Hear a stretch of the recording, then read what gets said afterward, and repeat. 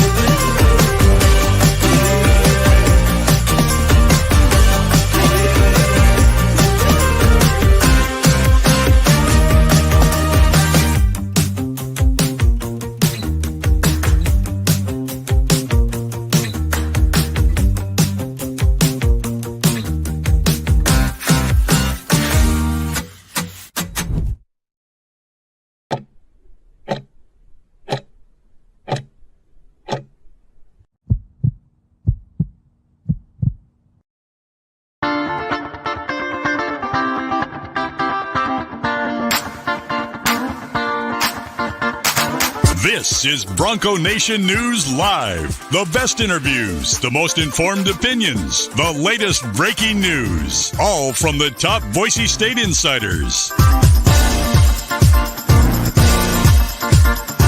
Bronco Nation News Live from BroncoNationNews.com is presented by RowPaint.com, the official paint and coatings company of Boise State Athletics. All Bronco Nation news broadcasts come from the Western Collective Studios. Head down to Western Collective's locations in Garden City or downtown Boise to try some of their delicious beers, including the Horseshoe Golden Ale, the first beer to support an NIL collective. Now, here's four-time NSMA Idaho Sports Writer of the Year, BJ Rains, with another edition of Bronco Nation News Live. Hey, how we doing, Boise State fans? Happy Monday to you here at Bronco Nation News Live. BroncoNationNews.com from the Western Collective Studios. Hope you enjoyed that Horseshoe Golden Ale, their Orange Chaos Seltzer at the game on Saturday. And Mike Prater, there was plenty for fans to celebrate and drink about on Saturday. Boise State gets a big win over Portland State. They get some nice scores going their way in terms of the group of five on some other teams. And then they wake up Sunday morning, they're in the top 25, got a huge game on Saturday against Washington State, and sounds like in the next day or two, maybe as early as today, some dominoes falling with Pac-12 expansion as well. So a ton going on, and happy that you're here on a Monday to chat about it. How we doing, Mike? Holy cow. I woke up this morning thinking I haven't felt like this in a long time, and it had nothing to do with being an old fat guy. It had everything to do with this college football week, and it's been a long time. I was thinking back this morning, when was the last time Boise State had a big week, especially at home, with a lot of buzz that started on a Monday? I'm not talking about a home opener against Portland State where we talk a little bit about that kind of stuff.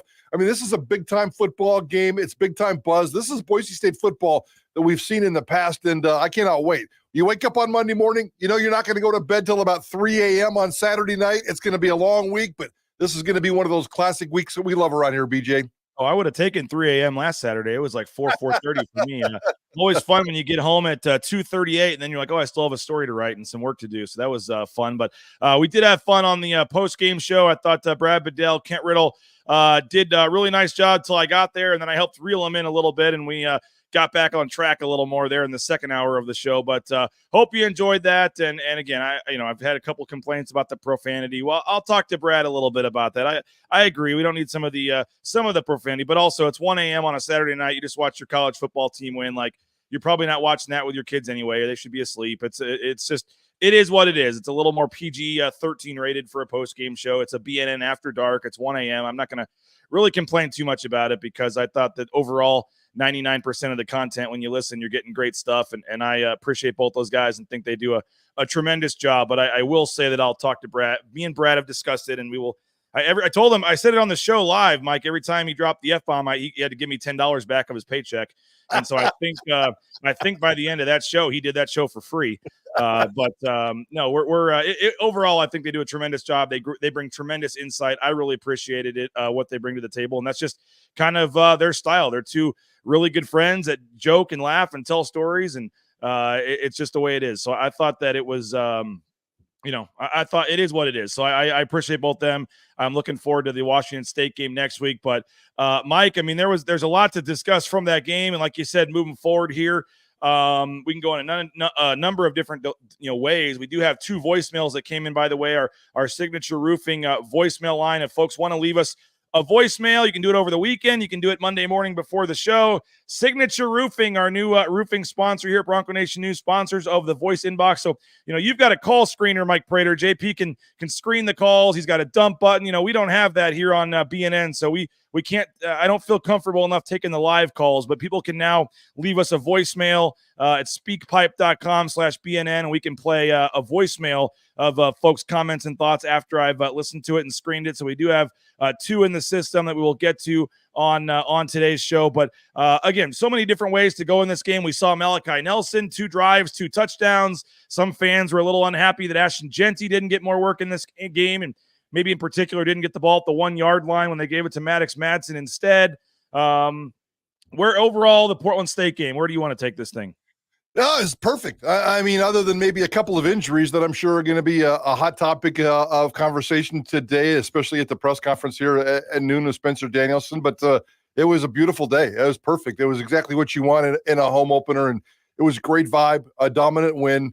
You got your backups in. Everybody got to see Malachi Nelson, and he looked fantastic. I'm sure we're going to talk about that here. He looked really, really, really smooth was the word that came to my mind when I was watching him. Just really, really smooth, and certainly in charge of this offense as a backup quarterback. And that's a great luxury to have. But, the lights, the sound, the speakers, the vibe, everybody kind of stuck around. I know by the time the game was over, the stands were empty, but people stuck around after halftime. It was just a really good night, and it was a lot of fun. And you kept thinking in this second half that this is just going to continue to build. It's like a slow build because we know it's coming this week with Washington State, and every game after that's going to become more and more important. So it was a great way to kick off the season. Any thoughts on the use of Ashton Jeanty in that game? No. Come on, guys. If he's missing one touchdown because Maddox Madsen got it instead of Ashton Jeanty in the first home game of the year, if we're having a conversation about that touchdown still in November or December, you guys are crazy. I get it. Fans want as much as possible.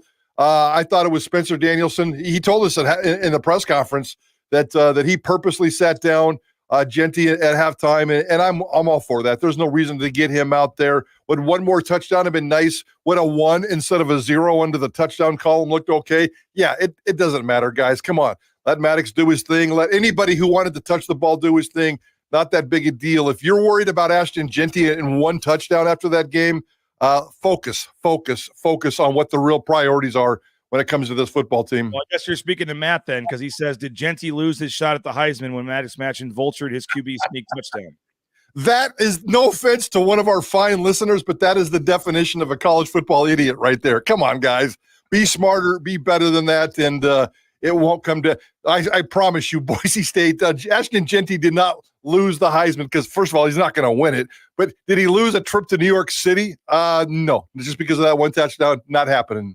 I asked Brad and Kent after the game, and they both, it's actually funny. They gave different answers. Kent said no chance. Brad kind of said yeah. And I said, but when you're a group of 5 school and you are trying to have a guy that's potentially a candidate for the Heisman, and you are trying to, help him out. But I mean, when you're at the 1-yard line, like, shouldn't you be saying like Maddox Madsen to score here? Like, we know Ashton Jeanty can get in, just give it to him. And Kent Riddle said, no, there's no chance. No coach is thinking about that. They just want to, what play can we score the touchdown on? Who, what can we do here to not only set up this one, but set up future plays and future games? And, yes. and Brad Bedell was kind of like, I mean, you think about it, but I mean, it is interesting there that when you're at the 1-yard line, it would be very easy to let Jeanty get his touchdown there. I promise you the Heisman Trophy campaign in December was not anywhere close to Dirk Cutter's mind. I mean, his golf game, which he hasn't been able to play in 3 months because of a shoulder surgery, he was thinking more about a putt on the 18th hole than he was about Ashton Jeanty's Heisman Trophy. Maybe they did him a favor because, if you just use and abuse and your no-brainer go-to is Ashton Jeanty, which it's going to be 90% of the time, at least you put something on film for people to see down the road that, okay, they got more than just Ashton Jeanty at the goal line. Maddox can also bull rush his way, and then obviously Boise State's running back room is pretty darn good as well, minus what we might talk about with Sire Gaines. So, no, come on, guys. That's ridiculous. And one more clarification on Ashton Jeanty. Again, I don't think he's going to he's not going to win the Heisman Trophy because group of 5 running backs don't. But the ceiling for him, and this is what we should be focusing on because I think this is very realistic. The Doak Walker Award, which is the nation's #1 running back. Ollie Gordon won it last year. Ollie Gordon's horrible this year. Ashton Jeanty is if he can win the Doak Walker and then get to New York City as a finalist, that is a fantastic season. And I think the ceiling for Ashton Jeanty and what happened on Saturday night had nothing to do to get in the way of that. Again, this is Bronco Nation News live here at BroncoNationNews.com. We do this every morning at 9 a.m. talking Boise State football, Mountain West football, now Pac-12 football, I guess, other sports and things that are happening. But we got almost 200 of you watching on YouTube right now. So if you can hit that like button over in the corner of the screen, hit that subscribe button to our channel. We'd love to have you here on Bronco Nation News Live. Pre-game shows, post-game shows, press conferences, video highlights, interviews, all kinds of stuff we dump daily onto our YouTube channel. So give us a like there if you can real quick on the YouTube video, and then subscribe to our channel as well. We would appreciate that. What do you make of what we saw from Malachi Nelson? 2 drives, 2 touchdowns. And I said that after the first one, 1 drive, 1 touchdown in the career of Malachi Nelson. I said it kind of facetiously and joking, and some fans, of course, said, "Start your agenda, BJ. There you go," and stuff. And but again, 5 for 8, 66 yards. Did have a 28-yard pass. Was sacked once.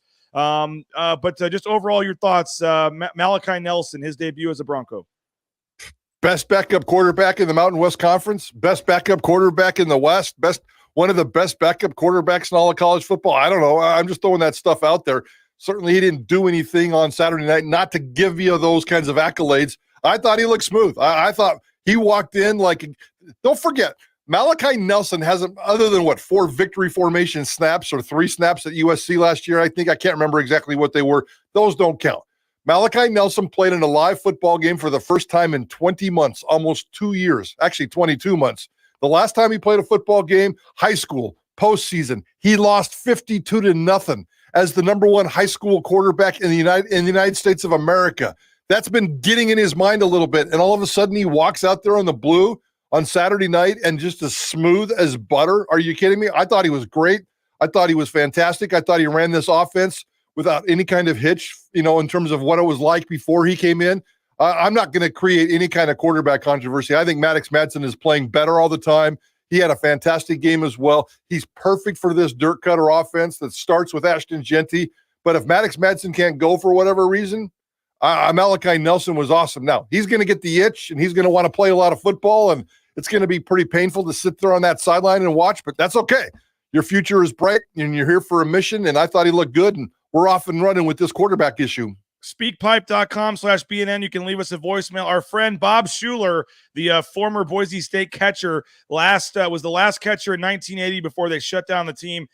He's a big BNN listener, and we appreciate him and always love running into him. He chimed in this morning with this voicemail here on the Signature Roofing voicemail line. Mike. Hey, this is Bob Schuler. One question I have is, why are we doing pooch kicks on the kickoffs? Seemed like we were giving them too much field position. Loved how the game went. Would be interesting if we can get any information on what happened to Sire, on the injury to Sire Gaines. Thanks. All right, Bob Schuler. They did have 5 kickoff returns for 83 yards. 6 for 98 for the game. Christian Grubb had 5 for 83. Travis West had 1 for 15. 6 for 98. I don't know the number of pooch kicks versus kicking it deep, but did you have any thoughts there, Mike? No, I mean, when they did it, I made a mental note to think that was curious, and I'm not quite sure why. And, I didn't really think about it too much afterwards, to be honest with you. We certainly can ask today. Special teams continue to be a little bit of a problem. If you ask me, Jonah's not being as productive, and that's okay. That means they're scoring touchdowns. James Ferguson Reynolds has had a couple of bad games, certainly for his standard in a row. I want more touchbacks. I want 100% touchbacks. If Shive's going to be back there because he's got the bigger leg, I want a touchback every single time. I was a little bit curious about that, but I'm not too worried about it moving forward. And certainly the Sire Gaines thing, that's a real issue moving forward. I don't suspect we're going to see Sire Gaines anytime soon. Bronco 130 says, does Bob DJ at a soft jazz station? Yeah, that was weird. I felt like I thought somebody was, that's a good way to put it. I was like, whoa, somebody's whispering sweet nothings in my ear. And you're good for Bob. And I know Bob as well. And I love Bob, but come on, Bob, that was a little too sexy for me some energy on a Monday morning. Oh, that's funny. We have another voicemail that pertains to the Pac-12, so I'm going to save that to a little bit later in the show. Hopefully they're screaming and yelling at us. Yes, we need a little more energy out of these voicemails here. Come on. Yes. Somebody said here, let's see, that they were too many things came in here. Maybe they were just working on coverage. Obviously, after giving up the 2 returns against Oregon, where they just practicing coverage with the pooch kicks. Avery would like to see him kick it out of the end zone. Yes. Tequila Gus, who I did get your voicemail, Tequila, but it was too late for the show, so I may have to wait and play it on Tuesday because I couldn't screen it. Let's see, practicing coverage. So we'll see. I didn't take that as a huge takeaway from the game was the pooch kicks. The special teams, though, Mike, I did, and I brought that up to Spencer, and I feel like I was always kind of labeled as asking the negative questions or whatever. And I know Avalos used to get on that, or Harshen, but it's like you win 56-14. I get it, but I mean, it wasn't a perfect game, and there are still, at least in my eyes, some things that need to be cleaned up on this team. So I asked about the muffed punt by Latrell Caples. You had a 13-yard punt from James Ferguson Reynolds. You did have the 2 blocks, which was really nice. So I guess there's some give and take there on the blocked field goals. But overall, I mean, special teams is still a work in progress here. Absolutely. It really was. And it was probably it was absolutely the sloppiest part of this football game. There was a couple of nice things, and those field goals were, those blocks were really nice. And it's been a long time since we've seen Boise State kind of have that kind of aggressiveness and results when it comes to going after blocks. But special teams are an issue. James Ferguson Reynolds is really curious to me. So consistent last year. I don't remember him having a bad punt, let alone a bad quarter, let alone a bad half or a bad game. And now he's kind of put together a couple of back-to-back stinkers, and I'm not sure what's going on. Sometimes maybe those guys start reading their press clippings a little bit too much, and, I'm not going to sit here and talk about his work ethic because nobody's ever said anything. I don't know if it's good or bad, but certainly the results right now aren't what they are with JFR. Clean that sucker up, JFR. Avery Potter asked if he's the biggest individual disappointment on the team so far. By the way, just to throw out the stat, as bad as quote unquote bad as he's been, he still ranks number 30 in the country in average punting average at 43.58 yards. So he's still a top 25% punter in the nation. Yeah, and he was like 47 coming into this game, and maybe top 10, top 15. So he'll be fine. I'm not sure what's going on here. And with Stacey Collins, maybe Stacey Collins is Stacey Collins is doing a lot with these special teams, and now that they're playing live football games, it's like working on the lab in real-time motion, and certainly coming out of the Oregon game, special teams were a massive priority. At least they cleaned that up. Not that they faced Oregon-type speed on Saturday night, but they cleaned up some of the return stuff there, did some nice things here. I would imagine this is Stacey Collins with his finger in the pie and trying to fix a lot of different things over a short period of time. JFR is going to be just fine, but right now, is he the single biggest disappointment?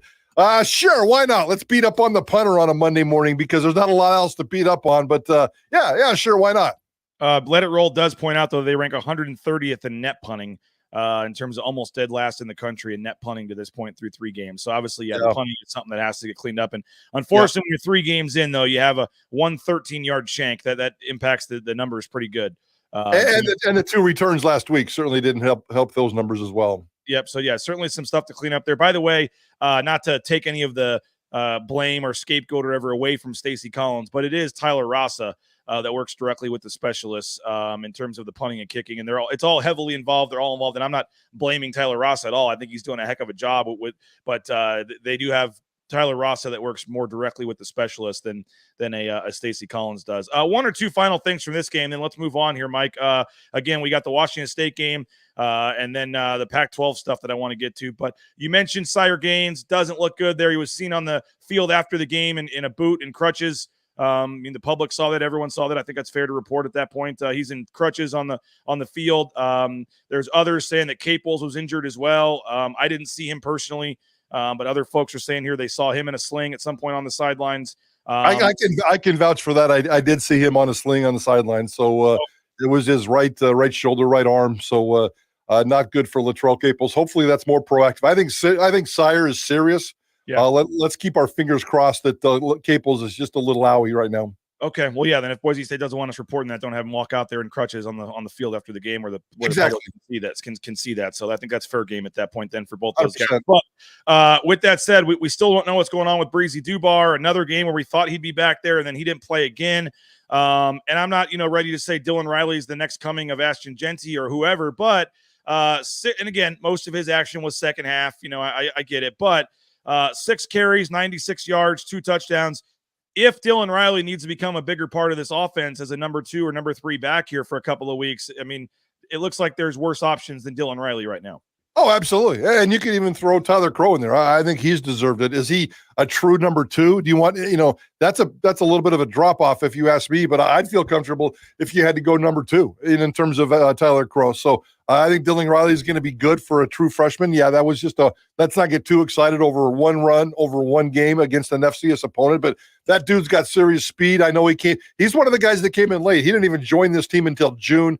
He's got California track speed and a California track pedigree, and he certainly showed that on Saturday night. But I think this running back room is in pretty good shape, especially if Breezy can get back. He was dressed. I'm not sure if it was a game-time decision as he was warming up on Saturday night, but I suspect because now we've had 2 consecutive weeks of people asking about Breezy Dubar, including us in media conferences, and Spencer keeps saying he's close.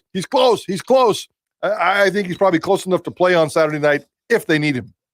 The receivers now, if Caples is out, again, Matt Lauder, that was great to see, 7 catches for 91 yards and a touchdown. Yeah, if Matt Lauder becomes a bigger part of I'm not saying we thought he'd have 7 for 91 and a touchdown every game, but I mean, he's been almost non-existent for the first couple of games. If you can get 4 or 5 catches out of Matt Lauder on a consistent basis, that really helps this offense. But again, Cam Camper, no other receiver had more than 2 catches in the game other than Lauder, and Campers both went for touchdowns, certainly. But Prince Strong, again, only 2 catches for 12 yards. Austin Bolt, no catches again, only 1 target. If Caples is out, they're going to need somebody else. Chris Marshall didn't even play. They're going to need somebody else to step up here if Latrell Caples is out. Very curious about the wide receiver room after these first 3 games. Very curious. And you just kind of mentioned all the suspects for all the right reasons. And I'm not sure what's going on here. Is Cam Camper is he produced enough Monday through Friday where he needs to be the star on Saturday in the eyes of Dirk Cutter? I'm not sure. Chris Marshall, I'm starting to wonder about him a little bit in terms of production and availability. Austin Bolt, he had that 1 target. It was kind of just a fling up pass, and he made a nice effort over on the sideline, but he had 5 targets in the Oregon game and only 1 target here. He's only got 8 for the entire season. And Austin Bolt is he's off to a very slow start and a very curious start for me. So Marshall, Bolt, it was good to see Lauder get going, and Lauder can be, if he can become one of your wide receiver targets, it's going to be spectacular and productive. That's pretty good too. There's enough weapons and the way this offense works and the way this passing game works. I mean, it's not rocket science. It's not like Maddox Madsen has this elaborate passing scheme. They're keeping him very controlled, very tight situations, short passes here and there. And I think the Louders of the world and the Campers of the world and maybe some other player needs to step up and be a productive part of it as well. But I'm not worried about the passing game. Not worried about that at all right now. Defensively, any thoughts there? I mean, shout out Sheldon Newton. That sack he had where the video has been circulating on social media. I retweeted it, but I mean, just absolutely flattens the dude and then bursts through the line and grabs the quarterback and gets the sack. I mean, that's one of the more impressive individual plays I've seen from a defensive lineman in a long time. I was doing some homework last night, kind of catching up on some stuff at home, late last night. And I was just going through Twitter and I saw that meme, that GIF or whatever the hell it is they call those things these days. And I just literally worked for like 20 minutes and I just kept that on there and just kept it on a roll. So every 6 seconds it would rotate. I watched it probably 100 times and I couldn't stop watching it. That was an absolute beast. So whoever put it out there on Twitter, I mean, that's out there in a million places, but the guy that I was following said something, what's the reverse of a pancake block? Because this was just an absolute beast of a block. And then he had the block as well on the kick, on the special teams. He showed up in the press conference. Dude looks good. He's fit. He's tight. He's confident. Sheldon Newton is a beast in the middle right now. He just kind of took up a lot of space last year. This year, he's creating space and being very productive. It's really fun to watch. People are wanting to know if I can play it here. I'm not sure if I can share my screen. I'll try to get it real quick while we're doing one more defensive thought. Any other thoughts on the defense? They hold them to 14 points. I know some fans were expecting a shutout. We're a little disappointed with that, but overall, where are you at 3 games in with the defense here? Steady, the shutout, whatever. I'm not too worried about that. Tubner was flying around. Notriani, I love Marco Notriani when he's busy and active. I thought that was his most busy active game of the season, and I love that dude. So I think it's fine. They still have some things to clean up, and the pass defense is certainly going to be tested this week. Let's have this conversation next Monday morning after Washington State comes to town. This defense, obviously, we got tested. We saw this defense get tested against Oregon, but what they can do against Washington State, a whole different animal when Mateer comes to town with his legs. So I can't wait. But I think the defense is doing just fine. I got no problems with the defense right now. Here's the play, by the way. We got it on screen. There's just number 55. I feel sorry for his family there. I mean, he just look at Sheldon Newton come in. He had the leverage, barrels the guy over, and then gets the sack too. That's just so, and it's just you watch that over and over and over again. It's like that dude. I promise you, that Portland State dude will never, ever, ever forget those 9 seconds of his life that he'll never get back. There we go. I think that was Joel York that posted that from the Blue Collar Club, by the way, on Twitter. So appreciate that, Joel. All right, big week for a lot of reasons, Mike, and we'll get to that here in just a second as we spin this thing forward. First, want to remind folks about our studio sponsor, Western Collective. Check them out, Western Collective. They've got that the Horseshoe Golden Ale, but also the new Orange Chaos Seltzer. Both of them are available inside Albertson Stadium. So obviously drink responsibly, but if you're looking for a beverage there in the stadium, the Horseshoe Collective Golden Ale or Orange Chaos Seltzer. And again, portion of the proceeds go to benefit the Horseshoe Collective. RoePaint.com, our title sponsor. Check them out, ROEPaint.com, whether it's the concrete coatings, interior, exterior painting, all your painting needs. Our title sponsor is RoePaint.com. So check them out. They'll come out and give you a free estimate on your project and work with you every step of the way. Highly recommend it. And the craftsmanship and the dedication they put to every job is unmatched. So check them out and support the sponsors at RoePaint.com. Hope you heard the Jeff Goodman interview last week on the Idaho Central Credit Union Tyson Degenhart show. Great stuff. Go back and listen to that if you want to. But Idaho Central Credit Union, ICCU.com, a branch pretty much on every corner. But obviously that app is the easiest mobile e-branch online banking you'll find. Check them out online, ICCU.com. Matt Bauscher Real Estate, #1 ranked realtor in the Treasure Valley is Matt Bauscher. Check him out, BauscherRealEstate.com. We purchased and sold our home using Matt over the summer, and tremendous work every step of the way. Cade, Sarah, Kelly, the whole crew helped us out, and it was unbelievable. So highly, highly recommend Matt. Any size home, no home is too big or too small for Matt and his team. Check them out online at BauscherRealEstate.com. Ridley's Family Markets, shop Ridley's.com. I saw Mark Ridley in the parking lot with one of the nicest tailgate setups in the parking lot is Mr. Ridley there. So make sure you check him out in the corner there near Broadway and by the Jacksons. They got a huge tailgate. I'm sure they'd love for you to stop by and say hello and that you're a BNN subscriber. Maybe they'll throw you a chicken wing or something. Shop Ridley's.com. Check them out. Shop Ridley's.com. 13 locations in the state of Idaho and surrounding states. And again, download that Skip app. Save up to 40% off at the checkout line. Snake River Pool and Spa, Patio and Game, thespateam.com. You looking for a spa for the back patio? They can take care of that. You looking for a sauna? They can take care of that. How about a pool table for the game room? Yep, they got it all. Snake River Pool and Spa, Patio and Game. Been around since 1978. They're part of the Boise State home team. Twin Falls, Boise, Meridian, Nampa. Go check them out in person or view their full inventory at thespateam.com.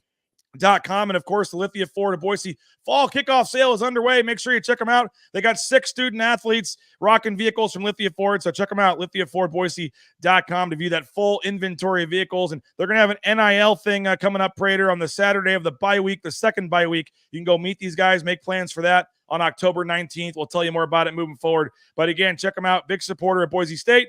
Big supporter of Bronco Nation News. That is Lithia Ford of Boise. All right, Mike, Boise State back in the top 25 at number 25 for the first time since 2020. And I know to some that doesn't mean a big deal, but you get a number in front of your name, you show up a little higher on the score ticker, and you become a little bit more of a national story, I guess. They're also now the highest ranked group of 5 team. A lot went their way, Mike. You had NIU losing, you had some other Memphis losing, you had some other teams go down. So Boise State now the only ranked team, but you have UNLV, James Madison, Liberty, and Navy also undefeated. So Boise State, obviously, a one-loss team. Them and Toledo, maybe the best one-loss teams at this point. I don't know. But, again, you do have some undefeateds you still have to worry about. UNLV, James Madison, Liberty, and Navy. But some of the other teams obviously lost. Like I said, NIU would have been a problem with that Notre Dame win if they had gone undefeated, but they go down. Memphis goes down, as we said. So a lot of football still to be played. We're 25% through the season, but now with this 12-team playoff, Mike, I mean, this stuff matters, and getting some of these teams losses whenever you can matters. And so Boise State, again, 2-1, only has the 3-point loss to Oregon, now in the top 25. It seems like, obviously some tough games coming up here. If they can continue to take care of business here, they're trending in the right direction. Oh, absolutely. And I'm the first guy to always not criticize, but just downplay that AP top 25 poll. We all know now it's worthless, but it's a talking point. When I saw that, and I was probably over a triple bogey putt on the third hole when I saw that poll came out. So I was kind of a little focused on my golf game. But when I saw that, I kind of got excited. And I thought, why are you excited, Prater? It's a top 25 poll, and they're 25th, and you don't care about these preseason polls, but it's a milestone. It's been a long time.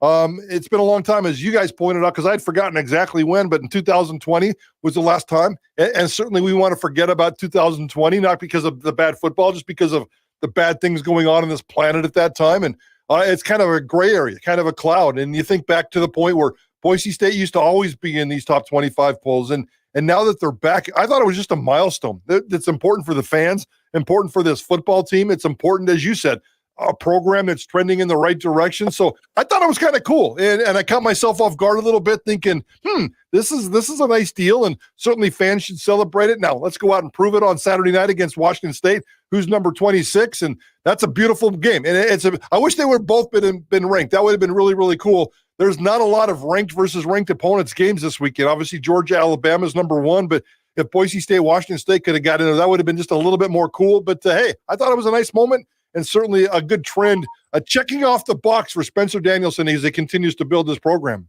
And Washington State does come in at number 26, so it was one spot difference there from Boise State, Washington State. I think it was only by 2 points as well. So both those teams were certainly right there on the cusp.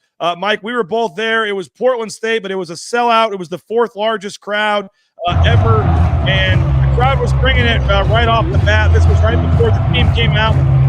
This looks like, what do you think it would look like Saturday for Washington State, not for Portland State here for the home opener. The place was juiced. It was rocking. And you can only imagine, Mike, if this was Portland State, now with what's on the line Saturday, that could be an all-time. I know Washington State's not, Alabama or something coming in here, but in terms of what's on the line for this season, the playoff, I would think the fans are going to be juiced on Saturday. I thought that environment on Saturday was so cool, and it was really fun to see. And every year they just beef up the opening and just a little bit more. And I'd still like to see them tighten it up. When the horse comes out, the players need to run behind the horse. What are they afraid of? The horse there's a lot. Too much dead space. But tighten that thing up a little bit and make it all one big giant production. So I think they got some things to do. Here's the one thing I noticed. And this is the advantage that we get. And I know we bring it up every single home game for the last 30 years. That northeast corner, when they kick off, that northeast corner, the gate there, has always had this massive line of people. That didn't happen this time. So whatever Jeremiah Dickey and crew did, I mean, there was like maybe 100 people in that line, but usually there's like 1,000 people in that line because you can see that northeast corner from the press box. And when this game started, that entrance was clean. It looked really, really nice. Everybody was in place. I don't know if they wanted to show up to see Charles Leno raise the blue chaos flag or what the deal was, but everybody was there. We got to work with that on Charles, by the way. He was raising the flag before he even got the crowd to start making. So you got to make the noise first before you raise the flag. Come on, Charles. Yeah, he had a little bit. He had a little bit of early production issues as well, but I thought it was cool. I thought the whole thing was pretty cool and nicely done to Jared. I didn't hear any complaints about long beer lines, urinals this, urinals that. It seemed like everybody's complaints were about minor things that happened with the football team. I thought it was a pretty cool night, BJ. Kip wants to know our thoughts on the new sound system from the press box. I thought it was kind of cool how they did that, Mike. I'm not sure if you were out there when they made the switch. I know, but they kind of started the warm-ups and things on the old sound system, kind of nice and quiet, mellow. And then about 30 minutes, 45 minutes prior to kickoff, they made the switch, had a little ceremonial countdown. I thought it was great. I'm not going to say I noticed a massive difference. In terms of the bass, I did notice that. Like right now, when you hear the Seven Nation Army, like on the old system, it was just cringeworthy to hear the bass there. It was more crisper, it was more clear. Maybe it's us being way up in the press box. I don't know, but I didn't notice it as this just super loud, crazy sound system. But I thought it was a very nice upgrade. Certainly was needed. Yeah, I would agree with that. That's a good analogy. There wasn't a massive difference. And, I go down on the field about 2 hours, 90 minutes before the game and walk a couple laps. And I noticed I thought, why are they still using the old system? And don't forget, when we did our show, Idaho Sports Talk on the Blue last week, we were talking to Cody and JD, and they hadn't even started testing yet. And they said that there's no guarantee that we can get this thing ready for the home opener. They went through some testing. They had to get some permits through the city. And when I walked out there, I thought, well, maybe they just didn't feel comfortable with the testing, and maybe they're going to go with the old. But then obviously, as you said, half hour before the game, they kicked that sucker over, and you could tell, and it was kind of cool. And, we've been listening to that old sound system for a long time around here. So nicely done on the quick little ceremony. That was kind of cool. And it seemed a little bit crisper. Nobody was bitching about it. And I saw some people on social media praising it. So it must have worked, right, BJ? It must have worked. Yeah, Robbie says it was a little quiet on the north end zone side, but Sam says very loud on the south end zone side. They're asking if they could maybe combine the two. I don't think you can put speakers on both ends, I guess. I don't know what most schools do. Derek did say I've heard guitar strings on low places I hadn't heard before. Nice. Bronco Ray says it was okay, nothing great. Okay, needed some work. A lot of there's south end zone sounded better, but could have been louder in the south. I'm in the south end zone too, he said. So he thought it could have been louder. Yeah, I thought at times it felt like they could have dialed it up just a little bit more, but then I heard some people complaining it was too loud. So you can never please everybody. The bass was vibrating the chairs in the south end zone. There you go. Nice. That. Okay, it's a big week, obviously, Mike. Let's spin this ahead in the final segment here. What's on the line for the Pac-12 expansion, as well as Saturday's game against Washington State. But I want to thank a couple more sponsors real quick. Taco Bell, check them out. SON Management Group, the Nicolason family, appreciate them.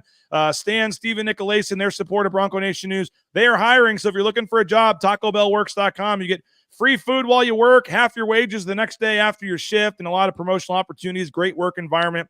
Check out TacoBellWorks.com for more information. And again, support one of the freestanding Taco Bell locations by heading there for your next meal. And the kids were asking for it after our doubleheader for baseball yesterday. So we went a little further and found the Taco Bell, and kids were pumped with dinner. So check them out, Taco Bell, TacoBellWorks.com. Speaking of jobs, how about the trucking industry? Transportation Compliance Service is hiring and helping hire folks to get into the trucking industry. Transcompservice.com. They can help you with all the permits and things you need, overweight, DOT, you name it, the paperwork, all the nitty-gritty to get you out there towing that first load in no time. So whether you're starting your own trucking company or applying for a job at a trucking company, make sure you hit up transcompservice.com and they'll get you going. The blue and orange story, it was a whiteout last weekend. I believe it's a blue out this weekend, Mike Prater. So we'll have the all blue uniforms, I believe. And so you're supposed to wear blue on Saturday. Check out the blueandorange.store.com. The blue and orange store, whether it's jerseys, caps, bumper stickers, shirts, you name it, check them out. Your game day gear, get it at the blue and orange store. And then, of course,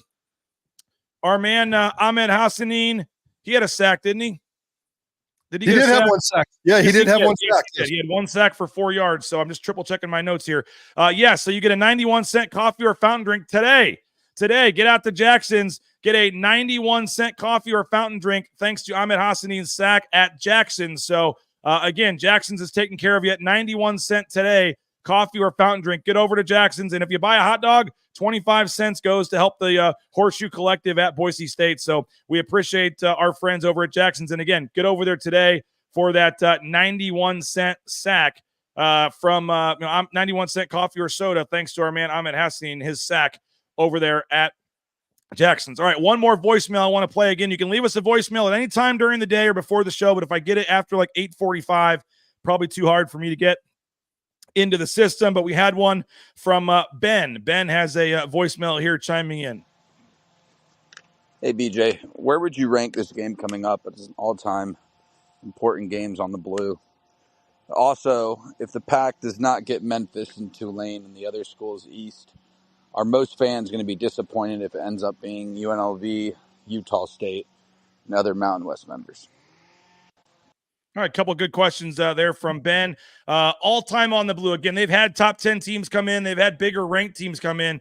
But in terms of now the college football playoff and what's at stake in the bigger picture, I think we think that this game and then the UNLV game really are the two toughest games left on the schedule for Boise State at this point. So obviously it would probably take some research, Mike. But would you say, at least in recent memory, this is one of the bigger games on the blue in a while? Yeah, and certainly the most unique. I'll give it number one in the unique department just because of what you just said. What's at stake with the CFP, what Spencer Danielson is building, the 4 or 5 year cloud that Boise State football's in, and they're trending in the right direction. Boise State and Bronco Nation feel really good about themselves right now, and this is a very, very important victory, very, very important game in terms of not only the substance stuff, the college football playoff stuff, but it's certainly in the psyche of this football team. Its fan base, this community, and if they can, we've seen this town explode. If Boise State football becomes nationally relevant, and right now they're just knocking on the door. I know they're 25th. That doesn't mean they've quite got there yet, but certainly a statement victory over Washington State would go a long ways in college football. And I think this is one of the most important, certainly the most unique game with the CFP angle hanging out there. So I love what's going on with this game, and we opened up the show by talking about the special feeling of this week, and I can't wait. This is a big one. This is definitely a big one. This reminds us of old-time Boise State football. Big game, big opponent, lots of buzz right off the bat on Monday morning, lots at stake, regional rivalry. I can't wait for this game on Saturday night.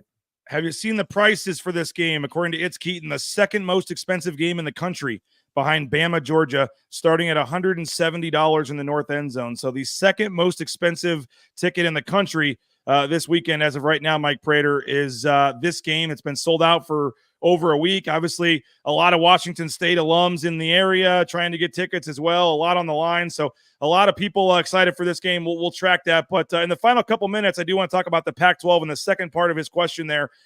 Mike, he said, will Boise State fans be disappointed if they lose out on the AAC teams and it ends up being UNLV, Utah State is states of the world? What's your take on that? Because it sounds like today, tomorrow, like anytime we could get some news on this.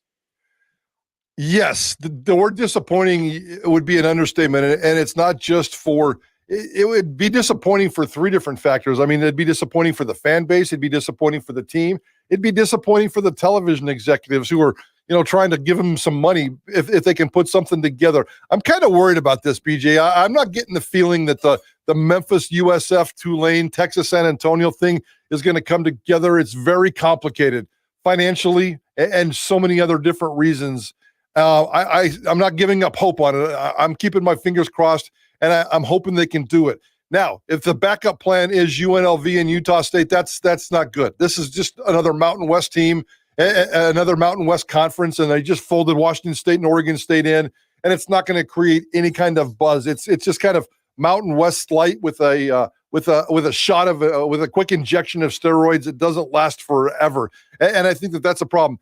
They're tweeting. I think it was Dellinger that just tweeted out already this morning that the Mountain West now is coming after Air Force and UNLV. Don't forget, the Mountain West has about $111 million all of a sudden based on the Big Four that left last week, 2 weeks ago.